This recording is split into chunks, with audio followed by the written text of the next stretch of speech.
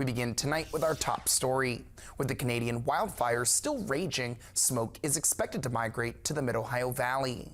According to the Mid-Ohio Valley Health Department, the smoke from the Canadian wildfires will cause the air quality to worsen. People with breathing problems may experience shortness of breath as the smoke irritates their airways. Amy Phelps, the public information officer for the health department, says it's important to make sure the community is aware of the potential health risks.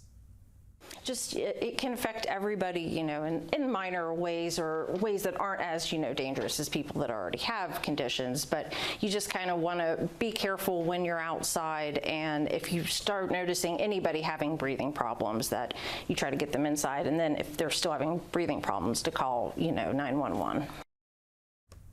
Residents should make sure doors and windows are closed, use a HEPA filter, and refrain from smoking or vaping.